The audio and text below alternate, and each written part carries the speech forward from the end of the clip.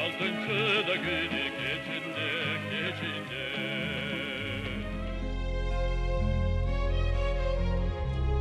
Жакында Алыкул Осмонов атындагы улуттук китепканада көп кырдуу талант ээси Нурканбек Турсунбаевдин кыргыз искусствосундагы тарыхый орду аттуу илимий практикалык конференция болуп өттү.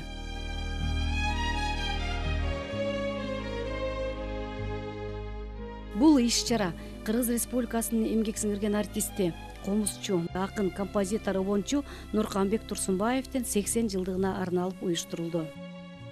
Бул 80 жашка чыкканча маданиятта талбай иштегендин өзү да бир чоң өрдүк да. Ушул жашка чыкканча Нуркан агайыбыз Улуттук академиялык драма театрынын дээрлик спектакльдерине катышып, башкы ролдорду ойноп, өзүн актер катары таанытты. Ушул жашка чыкканча абдан чалыкпай, чарчабай, эң мыкты обондорду тартуулап, биздин канчалаган ырчыларыбыздын репертуарын түздү. Атакчу Миң жыл кыйыктан тартып бул кишинин обондорун ырдашты. Бул кишинин ырларын жалпы кыргыз сүйүп укту. Мисалы үчүн Айбар ататына элдик болуп ырдалып калды. Алтынчы күнү кечинде сыяктуу.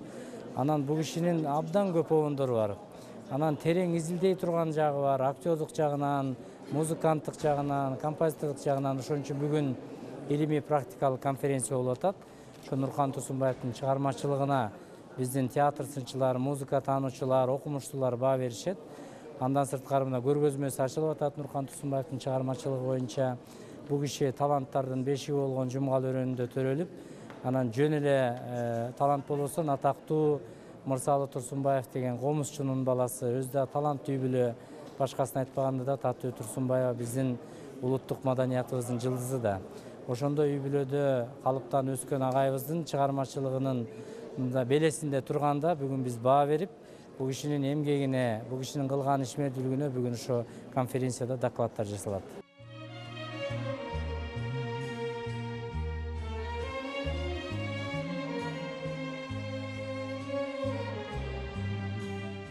Бүгүн биз Кыргыз Республикасынын эмгек сиңирген артисти, көп кырдуу талант ээси, драма жана кино актеру, обончу композитор Нурканбек Турсунбаевдин 80 жылдык мааракесине арналган илимий практикалык конференциясындабыз.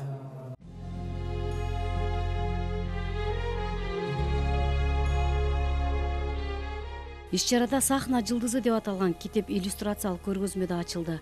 Ага Нуркан Турсунбаев тууралуу гезит, журналдарга жарык көргөн макалалар, басылмалар, ошондой эле Нуркан Турсунбаевдин өмүр жолу чагылдырылган сүрөттөр коюлду.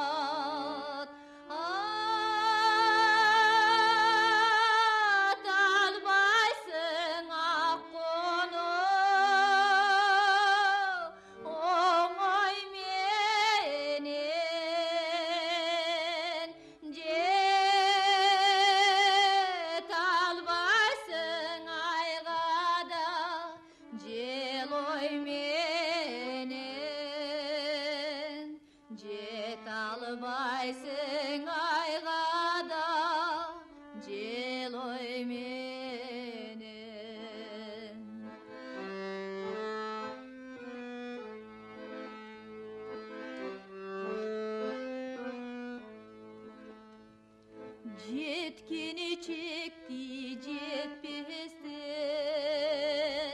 калган жакшы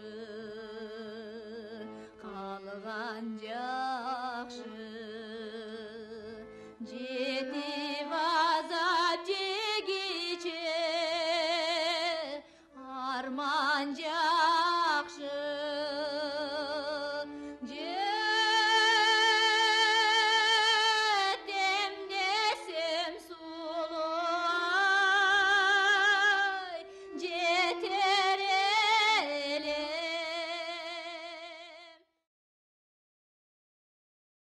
Иш чараны Карамолдо Орозов атындагы мамлекеттик академиялык эл аспаптар оркестри коштоп, улуттук филармониянын ырчылары Нуркан Турсунбаевдин обондуу ырларын жаңыртышты.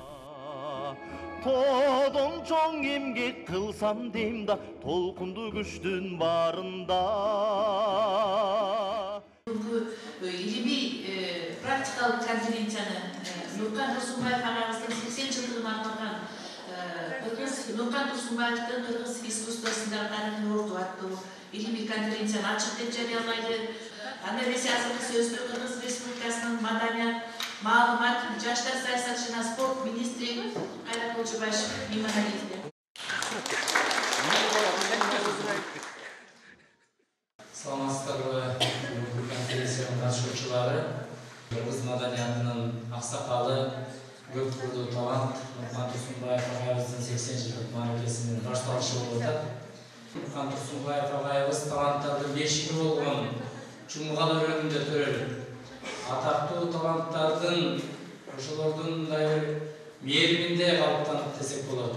Атасы Мырзалы Турсунбаев биздин маданиятыбыздын көч баштоочулары болгон Залкарларыбыздын катарында жүргөн, Токтогулдун шакирти болгон улуу Залкар комузчу ырчыларыбыз менен бирге жүргөн, искусствобуздун 20 жылдагы ошо башталышындагы эң көрүнүктүү инсандардын бири болгон.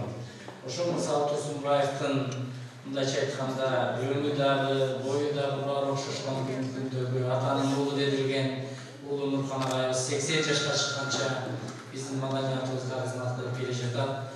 Нуркан Турсунбаев Ташкенттеги Островский атындагы жогорку театралдык жана кино институтунан өтө күчтүү профессионал профессорлордун колунан тарбияланды.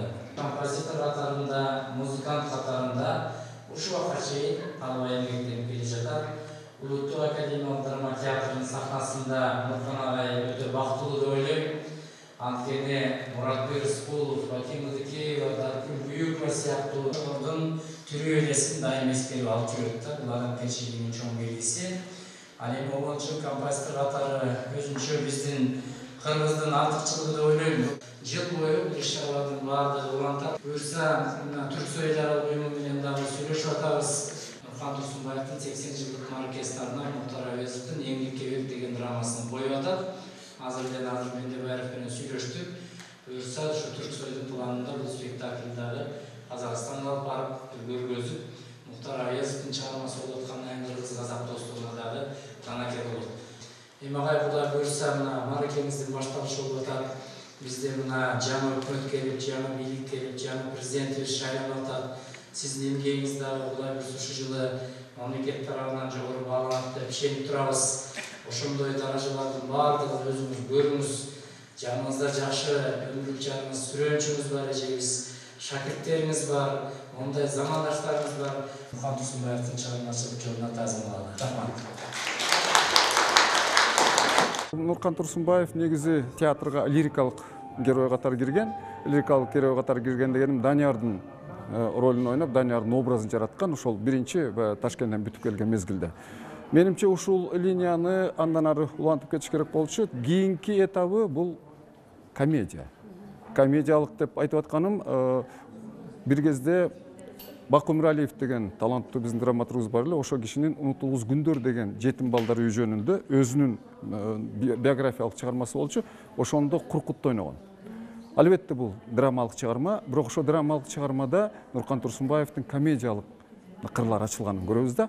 А кийин ушул 60-жылдар аяктап калган мезгилде эле Азууга чалма деген Шекспирдин мыкты комедиясы бар. Мына ошол комедия коюлганда, мына ошол өзүнүн комедиялык талантын пайдаланган Гортензиянын ролун ойногон болчу. Бирок менин жеке пикиримде Турсунбаевдин дагы бир өзгөчө мындай мүмкүнчүлүгү бар. Бул социалдык геройлордун портретин тартуу. Бул жагынан айтканым 13-башкарма деген ушу биздин кыргыз драма театрында Андроповдун мезгилинде деп атканым, эми тоталитаризм кайра бир күчөп турган мезгилде коюлган спектакль бар болчу. Ажайлап кадыр койгон. Ошондо Байымовду советтик партиялык жетекчинин образын жараткан. Бул мисалы мен ойлойм, бул кыргыз театрында өзүнчө бир жаңылык болчу деп.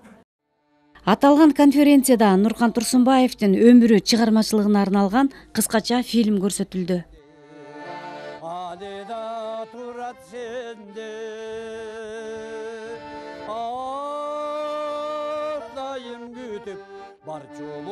барчумун андадой алтынчой күнү кечинде кетирде. Кыргыз Республикасынын эмгек сиңирген артисти Нуркан Турсунбаев Нарын областынын Жумгал өрөөнүндөгү Көгүчкөн Баймат аттуу зооканын үстүндөгү Тепши аттуу төрдө 1940-жылы жарык дүйнөгө келген.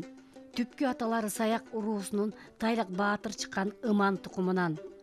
Чоң атасы Турсунбай ошол өрөөнгө таанымал комузчу, дастанчы, хуудул адам болгон. Биз баарыбыздан ошол чоң атамдын колунда өсүп чоңойгонбуз. Ошондуктан бүт ошол бала чакабызга чейин фамилияларыбыз Турсунбаевдер. Ал эми атасы Мурзаалы Турсунбай уулу улуу ата мекендик согушка катышып, фашисттик баскынчылар менен баатырларча салгылашып, бир бутунан ажырап келсе дагы комузу менен айылдагыларга эрмек болуп жүргөн. Кийинчерээк Кыргыз СССРнын 40 жылдыгында фестивалга катышып, радионун алтын фондусуна Кер Толго, Калматайдын Караөзгөй, Молдо бала бери келой, Таңшыма, Селкинчек жана башка 50-гө жакын элдик күүлөрдү жаздырып кеткен. Атам ошол Атай Огонбаевдер менен 1939-жылкы Москвадагы өткөн Кыргыз искусствосунун декадасына Кремльде комуз черткен адамдардын бири. Ал эми апасы калый бүбү, келишимдүү, колунан көөрү төгүлгөн ус, чебер, мукам үндүү, ыргашыктуу адам эле. Колунан көөрү төгүлгөн ус ишмер адам эле да. Мына таттуу карындашым ошол апамды тартканда. Атасы Мырзаалы ошол учурда айылдык кеңештин төрагасы болуп иштеп, элдик адам болгондуктан үйүнөн киши үзүлчү эмес. Апасынын жайнаган дасторконунан Мыскал Өмүрканова, Мидин Алыбаев сыяктуу таланттар далай ирет даам сызышкан. Адегенде Жумгалбек байкем, Сатселбек байкем, анан менден кийин таттуу төрөлүп атат. Ошондо чоң атам 3 эркектен кийин, эркек уулдан кийин кыз болду. Таттуу болсун деп чоң атам Турсунбай койгон. Агасы Жумгалбек, карындашы Таттуу бүбү үчөө түйшүккө эрте аралашты. Колхоздун талаасында апасы менен машак терип, үй окатын тындыра жасашат. Мектепте жаман окуп жатышат деп айтышпасын деп тырышып, жалаң жакшы баага окушту. Өздүк көркөм чыгармачылык ийримдерине, спорт секторларына катышып, алдыңкы катарда чоңоюшту. Карындашы Таттуу бүбү жалгыз кыз болгондуктан Нуркан ага аны өзү менен дайыма бирге ала жүргөн. Нуркан аганын чыгармачылыкка болгон алгачкы шыгы Жумгалбек, Сатсалбек агалары достору менен келишип, кыякта, гитарада, комузда ойногонду үйрөнүп жаткан мезгилде ойгонот. Аларды көрүп, ушул музыкалык аспаптарда кол ойнотуп черткиси келет. Агалары ойноп бүтүп, чыгып кетишкенден кийин эшикти бекем жаап, карындашы Таттуу бүбүнү кароолго коюп, кылдуу аспаптардын кылын толгоп алып үйрөнөт. Анын черткен комузунун, тарткан кыягынын коштоосунда ырдаган алгачкы ырчысы да карындашы Таттуу бүбү эле. Менин 180ден ашык ырымды ырдаган биринчи аткаруучум Таттуу болгон. Ошон үчүн жана Айбарат атты Таттуу 17 жашка чыкканда 1961-жылы 12-июлда Ташкенттен Таттуунун туулган күнүнө арнап чыгаргам. Эми тагдыры ушундай экен, бирок Таттуунун көзү өтүп кеткенден кийимини болуп калды. Айбарат атты уксак Таттууну эстейбиз. Ак булутту аралап Айбарат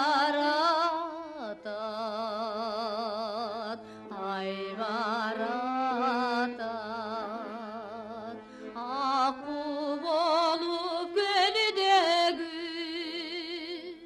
жайбаракат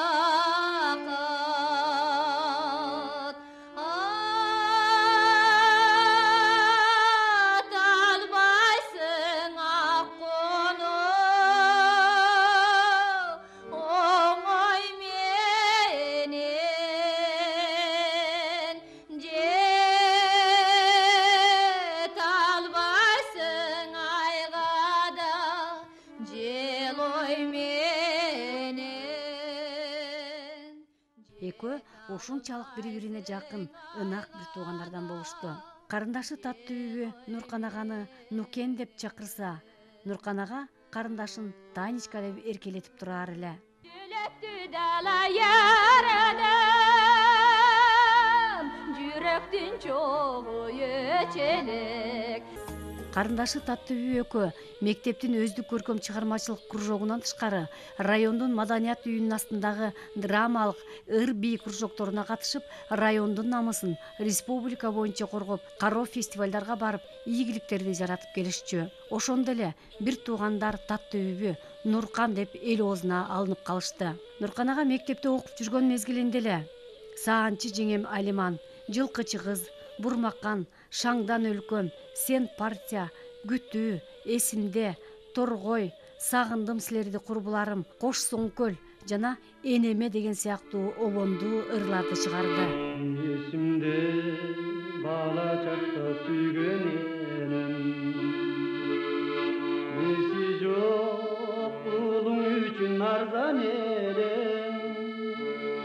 Бул киши болсо ошол биздин республикалык Мурутбек Раскулов атындагы академиялык кыргыз драма театрында иштеп аткан учурларда көп көрдүм. Дүйнөлүк классикалардан жана Гальдонини, Шекспирдин чыгармаларынан ушулардан ойноду. Биздин бардык көрүнүктүү драматургдардын бардыгын да ошо кейипкерлердин ролун алып чыкты. Мисалы үчүн алып карайт, Токтоболот Абдымомуновдукун, Марбажиевдикин, Бесултан Жакиевдикин, Баки Өмүралиевдикин жана башка тиешелүү деңгээлдеги режиссерлордун, сценаристтердин, драматургдардын иши кылып ошол жерде иштеп аткан адамдардын көпчүлүк пьесаларына катышып, ушунчалык ийине жеткизип ойноду. Ошонун баары эсимде турат. Бир нерсе айтайын дедим эле, кайра айткым келбей калды.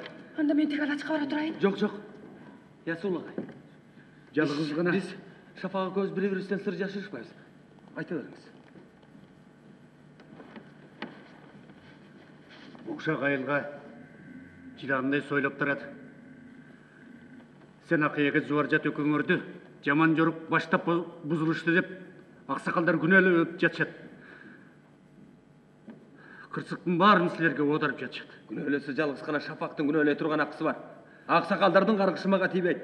Алар уру башчылар, алардын тилин албай койго болбойт. Жыл жаман жут башталды.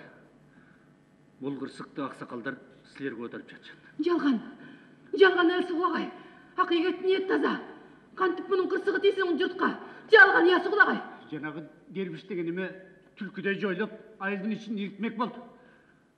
Бузукуларды кууп жоготпосоңор, тукум урут болосуңар деп аксакалдарды тукуруп жатат. Сахна чүрөгү карындашы Таттыбү Турсунбаевадан күтүүсүздөн ажыраганы Нуркан аганы мөгдүрөтүп, анын табышмактуу өлүмүнүн түйүнүн өмүр бою издеп, жашоодогу болгон дараметин, талантын карындашынын элесине арнап, өз чыгармачылыгына анча маани бербей келген эле. Өзүм чыгармачылыгым бир эсептен могу драма жагынан аксап калды. Анткени учурунда көп кинолорго түшпөй калдым. Учурунда мындай эле да, бизге чоң ролду берчи дагы, анан мени командировкага айдап жиберчү. Мени командировканын адамы катары пайдаланчу эле, анткени планын, театрдын планын мен толтуруп, 25 жыл художественный руководитель, анан бригадир болуп иштегем. Анан ошол учурлардан өксүп калдым. Бирок обонум азыр 300дөн ашык обонум бар. Азыр бир топ жарыкка көрүп атат. Бирок ошол мен ойлойм да, өзүмгө да баа берем. Балким ошол кыргыз драма театры жагынан кичине рол ойногон жагынан кичине өксүп калдым. Киного да түшпөй калдым. Жалаң театр жиберчи эмес ал убакта. Ошондуктан бирок азыр деле ошол бир топ ролдорду, башка ролдорду ойноп атам. Бирок ойлойм, азыр деле кайрат күчүм бар. Жүрөктө дайыма эргүү пайда болуп турат. Бул искусствода биринчи сулуулук керек. Бой керек, өң керек, анан талант керек да. Бул Нурканда сулуулук бар, бой бар, өң бар, жакшынакай. 6-чүнү кечинде аттууры дүйнөлүк ырчы Болот Минжилкиевдин аткаруусунда 1974-жылы Чехословакияда Прага шаарында өткөн дүйнөлүк ырлардын, ырчылардын фестивалында лучшая музыка года болгондо. Анан өлкөбүзгө кайтып келгенден кийин эсирин эл артисти деген ардактуу наам ыйгарылган Болот Минжилкиев агабызга.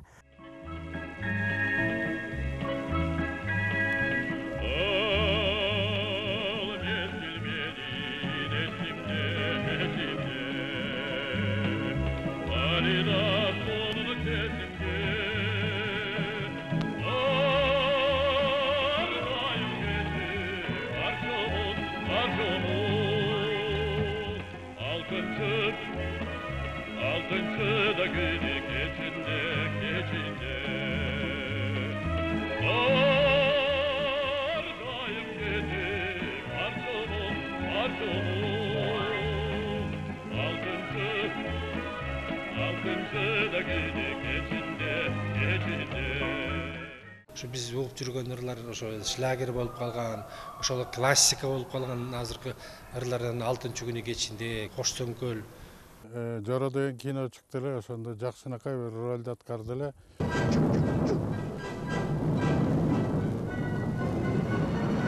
Юра, к скале, скорей!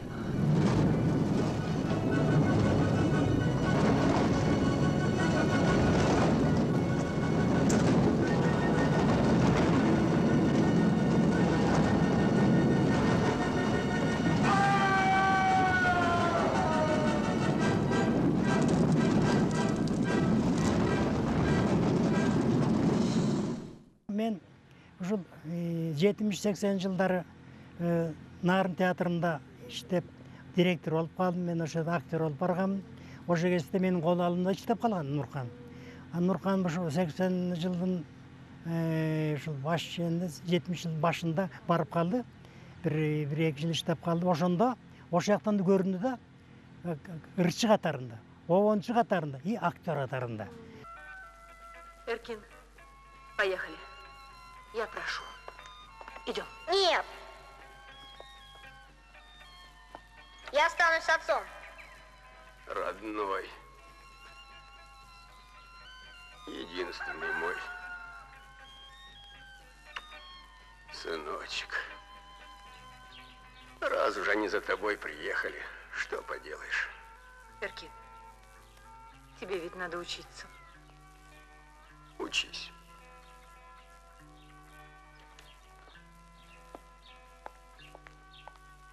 Кандай роль болбосун, мейли азыр кайсыгына драма театр болобу, кайсыгына жерге чакырбасын, тапшырган ролдордун бардыгын ушунчалык жеткизе, майын чыгарып туруп, ширесин сыгып туруп аткара турган киши деп эсептеймин. Агайды биринчи жолу көргөндө ушул драма театрдан спектакльде роль ойноп аткан жеринен биринчи көрдүм да.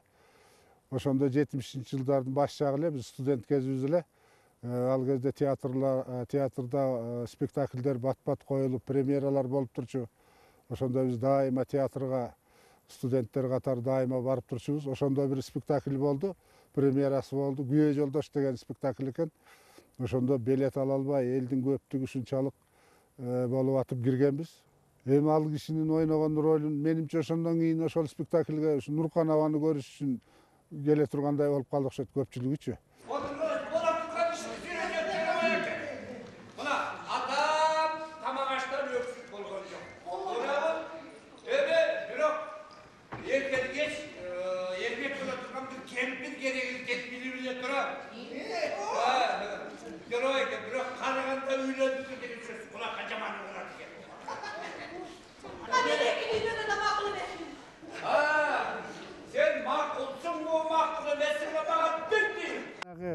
Аккордеон черткен кишилер анда сейрегиле. Ошондо ушул киши биринчи баштап биздин айылга барганда ушундай аккордеонду куулжута черткенден ушунда шыктанып суктанчубуз да. Нуркандын бир чоң эрдиги деп айтсам болот да. Ушул өзү чоң актер, театр актеру. Ошонун ичинде жүрүп, ушул жанагы композиторлук, обончулук өнөрүн таштабай, муундар өзгөрдү, бирок эмгиче чейин ырдап жүрөт. Өзүнүн могу обон чыгарып, анан ырдаган ырлары өзүнүн кулуктуу болду. Анын ырлары элдин, калктын арасына кеңири сиңип кетти. Мен эмне үчүн мына мондай жаратылыш менен такай жүрөм. Бир күнү Таласта жүрөм, бир күнү Ошто жүрөм, бир күнү Баткенде жүрөм, бир күнү Жалал Абадта жүрөм, бир күнү Көлдө жүрөм, бир күнү Нарында жүрөм. Мен азыр тынымсыз иштеп аткан учурум. Ар тараптуу талант Кыргыз Республикасынын эмгек сиңирген артисти Нуркан Турсунбаевке мындан ары дагы чыгармачыл ийгиликтерди жана ошондой эле театр жаатындабы, кинодобу же обологон обондору аркылуубу чыгармачылыктын эң бийик сересине чыгуусун каалайбыз. Көп кырдуу талант, элдик обондорго айланып кеткен көптөгөн ырлардын автору Нурканбек Турсунбаевдин мааракеси жогорку деңгээлде белгиленери күтүлүүдө. Нурканбек Турсунбаевдин кыргыз цирк искусствосуна кошкон салымы дагы чоң. Ал 62-жылдын башында кыргыз циркинин эң алгачкы канаттагы комузчулар аттуу программасын ойлоп тапкан автор. Аталган программада анын мыкты машыктыруусунун жыйынтыгы менен акробат жигиттер арканга бутунан тик илинип туруп, комуста кол ойнотуп, эч бир жаңылбастан маш ботой, көйрөңкү, чайкаматтуу залкар күйлөрдү ойногонго жетишкен. Бул программа дүйнөлүк цирк тажрыйбасында эң татаал түркү программалардын катарына кирип, кыргыз циркинин визиттик картасына айланып, кыргыз цирки бул программа менен 59 жылдан бери дүйнөлүк аренада цирк көрөрмандарын таң калтырып келүүдө. Турсунбаев жана кино жөнүндө көрдүңүздөр. Турсунбаев жана поэзия. Нурханбек Турсунбаевдин ички дүйнөсү поэзияга да жакын болуп, ал жасма акын катары 500дөн ашык лирикалык аркыл темадагы ырларды жазып, көлөмдүү ыр жыйнагын чыгарып окурмандарга тартуулаган. Көп тармактуу кыргыз искусствосуна үзүрлүү эмгектенип, СССРдин театр ишмерлер союзу, композиторлор союзунун мүчө болдуңуз. Талыкпаган мээнетиңиздин, элиңизге сиңирген эмгегиңиздин акыбети кайтып, жогору бааланып, эмгектин ардыгери медалинин Кыргыз Республикасынын эмгек сиңирген артисти Чыңгыз Айтматов атындагы эл аралык сыйлыктын лауреаты наамдарын ээси болдуңуз. Сиздин тарыхый мааракеңизге, эл баалаган ардактуу салтанатыңызга катышуу бактысы бизге дагы туш келгени бизди дагы сыймыктандырат. Сизге жана сиздин жашооңузга жарыктап турган айлана тегереңиздеги жакын адамдарыңызга өзгөчө жандоочу кийик аттырат дейт. Жаныңызда жүргөн жеңебиз жарыңыз Жыпара Амангысына бакубат өмүр тилейбиз.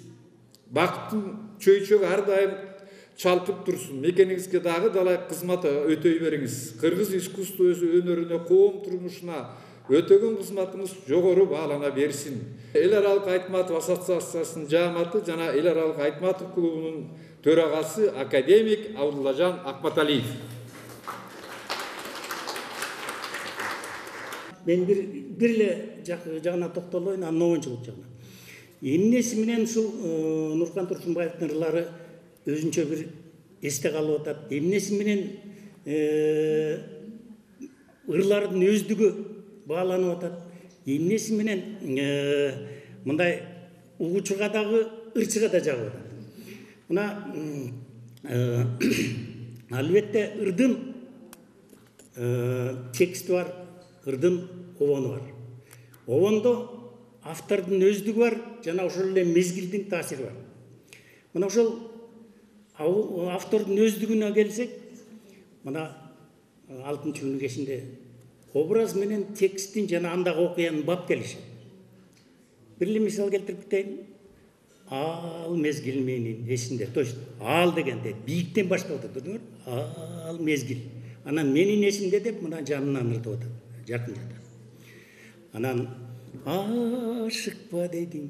То есть өзүнүн жеке эмоциясын уже андан да бийик берип атат. Ашыкпа дедиң, той болот, той болот. Анда да 6-күнү кечинде. Башкача айтканда, ырдагы окуя, ошол мурун болуп өткөн окуя экен, ошол эсимде калыптыр. Ошонун баягы жаш жигиттин жүрөгүн толкуткан нерсе, ошону мына азыр айтып атат. Мына ошонун баары ырдын, тиги обондун ар бир нотасында, схемасында жатат да, ошого бап келген да. Ошон үчүн ыр түзүмү жагынан дагы, образдын ачылышы жагынан дагы, жана обо менен текстин андагы окуянын бап келиши менен дагы куйлушуп калган да. Ошон үчүн ырчыга да жагат, угуучуга да жагат. Бир ырдаган уккан кишинин эсинен чыкпай калат. Нуркан Турсунбаевдин өздүгү да бар ырларында, жана замандын дагы таасири бар. Рахмат.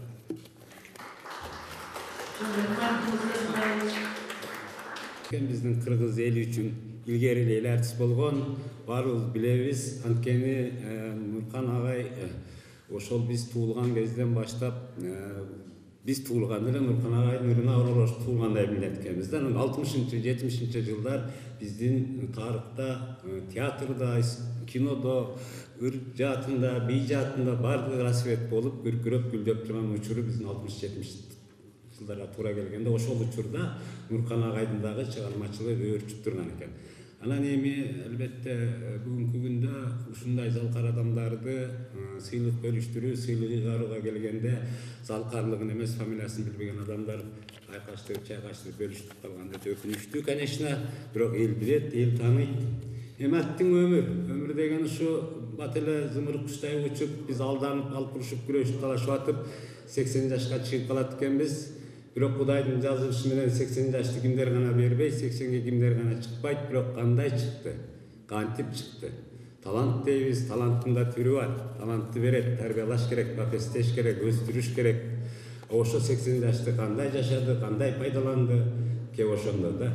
Эми Нуркан агайдын бул табигат берген арулукта, Алла Тааланын берген жазмышында, үй бүлөлүк талантта биригип, баардыгы бир жуурулуп келип бир немеге түшүп калган экен нукка. Карабайсыздарбы, ушу 5 бир тууган болсо, 5 тең өнөр адамдары, бирөө журналист, бирөө скульптор, бирөө атасынан ашкан комузчу, ал эми экөө болсо монтип ар тараптуу талант болуп атышат. Эми ошончо бир тууган таланттардын арасынан экөөнүн жакындыгы, экөөнүн бири-бирин колдогону, бири-бирин жетелегени, мен ойлойм, Нуркан ага мүмкүн жана таттуу эжебиз ырдап чыкпаганда мүмкүн талантыңыз мынчалык болбос беле, ыржаган моунчалык коштоп турду, ырдап турду, сизге стимул берип атты, жакшы ырдаган сайын эригип, кайра чыгарыңыз келип, күндө кырлар жаралып, ошон үчүн 600-700 обон чыгып кеткени жөн эмес болуш керек. Өзүңүздүн сөзүңүз бар, мен азырга чейин келише албай келем деп, мүмкүн таттуу эжебиз бул дүйнөдө тирүү болгондо, андан да эбегейси чоң чыгармалар жаралып, аябай сонун күндөр болмок. 80 жаш деген боюнча эмес,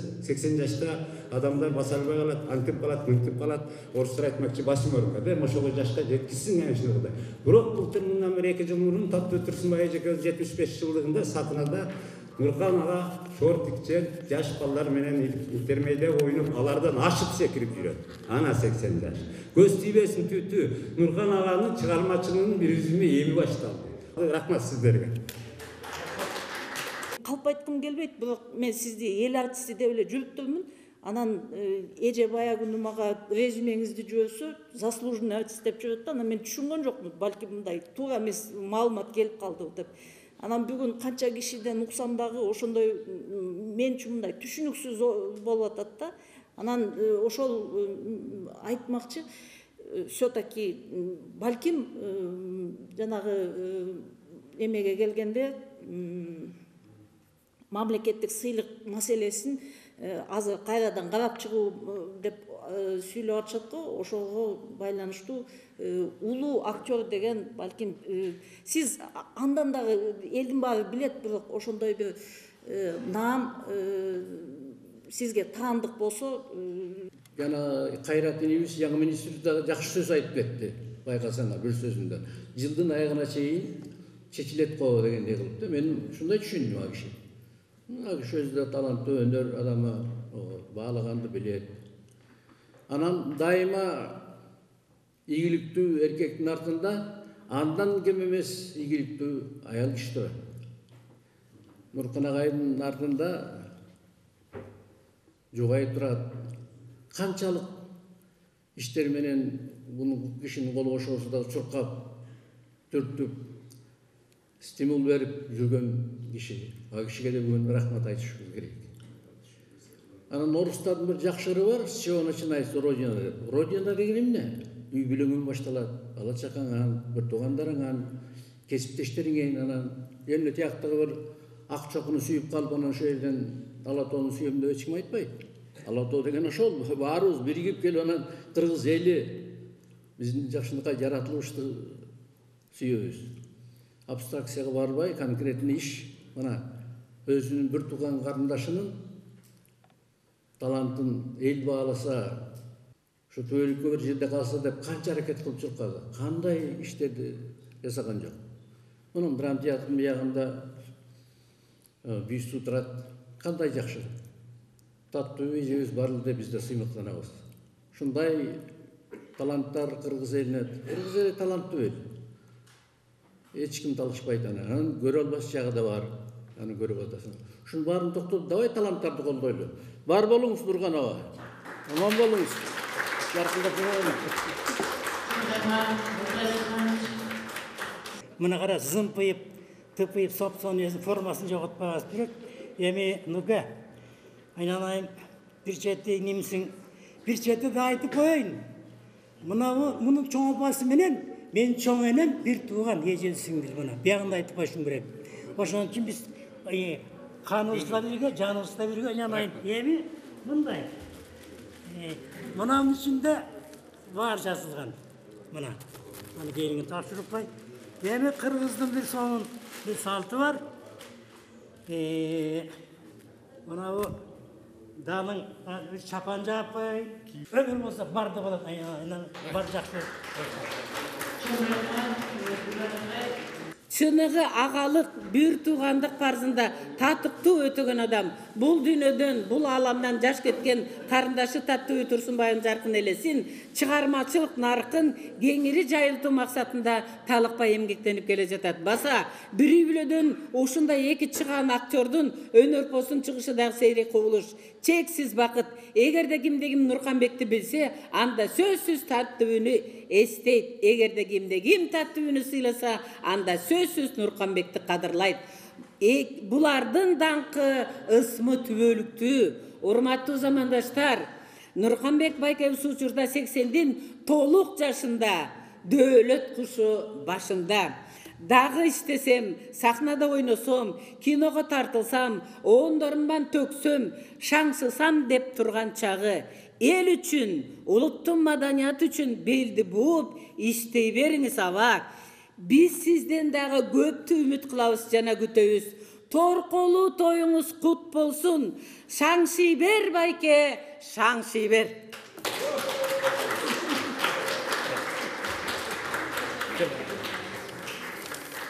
Көңүлдөр жаман сөздөн кирдейт экен, көңүлдөр жакшы сөздөн бүрдөйт экен. Дүйнөнү бүтүн бийлеп турса дагы күн экенин билбейт экен. Ааламды алтын нурга чайкаса да, ай өзү ай экенин дебейт экен. Акылы ай ааламды багытса да, адамдар асылдыгын билбейт экен. Ошондой нурдан бүткөн биздин Нуркан өзүнүн нур экенин билбейт экен. Урпагы эң байыркы күн элинин өзүнүн күн экенин билбейт экен. Нур баласы жүрөгү толкуп ташкан, толтура ыр экенин билбейт экен. Жүрөгүн кубул жутуп теңир сүйүп берилген сыр экенин билбейт экен. Сенин бийик кыялыңды терметип, сенин ички кайрыгыңды кайрыган, сенин жүрөк добушуңду тыңдаган, аны мукам ырга салып ырдаган, көр тирлик, көр дүйнөгө багынбаган, ырдоодон качан болсо тартынбаган, айтуудан жакшы сөздү тажабаган, жалаң гана жакшылыкка жаратылган, мактанбай да, көтөрүлбөй жөп жөнөкөй, жашообузду көрккө бөлөп, ырга бөлөп, арабызда жашап жүрөт бир жакшы адам.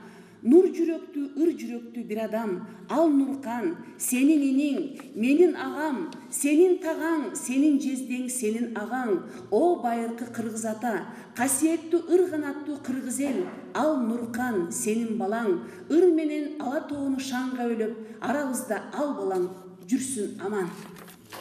Чоң рахмат.